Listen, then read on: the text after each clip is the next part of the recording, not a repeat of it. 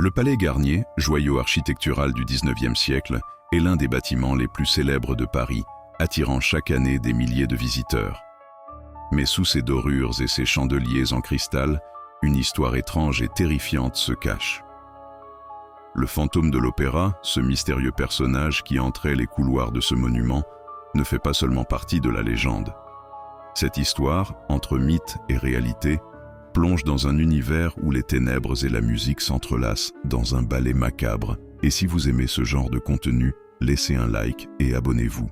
Le Palais Garnier, un théâtre majestueux ou un lieu maudit. Inauguré en 1875, le Palais Garnier est un chef-d'œuvre de l'architecture, imaginé par Charles Garnier lui-même. Ce lieu, dédié à l'art lyrique, a su capturer l'imaginaire collectif avec son opulence, sa salle majestueuse et ses escaliers en marbre.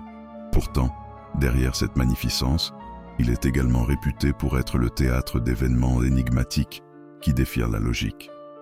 Les rumeurs de la présence d'un spectre, errant la nuit dans les coulisses et les galeries sombres, remontent à l'origine même du bâtiment. Le mystère de ce fantôme est devenu l'une des plus grandes légendes parisiennes. Les origines de la légende, c'est au XIXe siècle, quelques années après l'ouverture de l'Opéra, qu'apparaissent les premières rumeurs sur la présence d'un fantôme. Selon les témoignages de certains employés, des bruits étranges résonnaient dans les couloirs désertés, des portes s'ouvraient et se fermaient seules, et des spectres apparaissaient dans les ombres. Certains prétendent même que le fantôme était responsable des accidents mystérieux qui surviennent durant les représentations.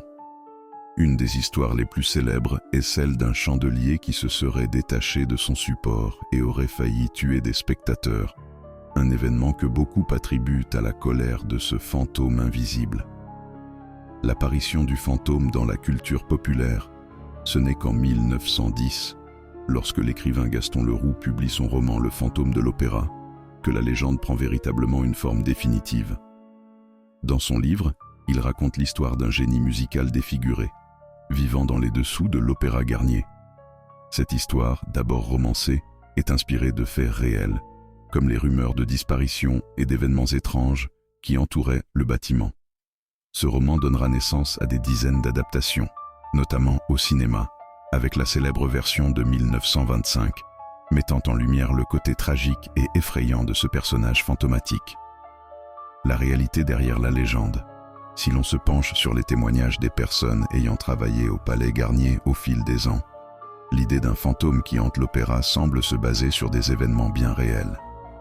Des disparitions inexpliquées, des accidents étranges et des phénomènes surnaturels sont survenus tout au long de l'histoire de ce lieu. Pourtant, aucun élément tangible n'a jamais pu prouver l'existence d'un véritable fantôme. D'aucuns affirment que les histoires sont simplement des créations populaires, des exagérations destinées à ajouter un peu de mystère à l'un des bâtiments les plus visités de Paris. Le rôle des souterrains, les sous-sols de l'Opéra Garnier jouent un rôle central dans la légende du fantôme. C'est ici, dans un labyrinthe de galeries et de passages secrets, que l'on dit que le fantôme réside. En réalité, l'Opéra Garnier abrite un réservoir d'eau souterrain, un élément qui a fait naître de nombreuses spéculations. Selon certaines versions de la légende, c'est ce réservoir qui aurait inspiré l'idée du fantôme des profondeurs. Un endroit sombre, humide, presque oublié des hommes, où un être solitaire et torturé pourrait vivre loin des regards. Cette image d'un personnage vivant dans l'obscurité des sous-sols a enflammé l'imagination collective et a contribué à la pérennité de cette légende urbaine. Les témoignages modernes.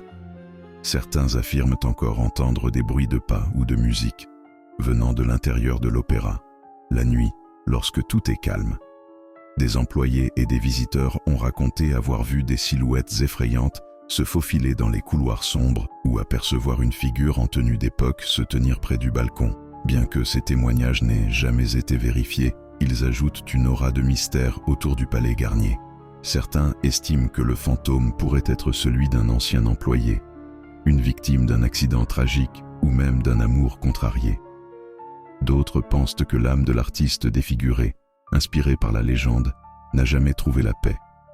La conclusion, le fantôme du Palais Garnier, entre réalité et légende, continue de hanter l'imaginaire collectif, captivant tous ceux qui s'aventurent dans ce lieu emblématique de Paris. S'il n'est pas prouvé que cette entité spectrale existe réellement, l'atmosphère qui règne dans les salles et les couloirs de l'opéra reste chargée d'une énergie mystérieuse, comme un écho du passé. Que vous croyiez ou non en l'existence de ce fantôme, une chose est sûre. L'Opéra Garnier, avec son histoire riche et son aura de mystère, demeure l'un des plus grands symboles de la capitale française et continue de fasciner les visiteurs du monde entier.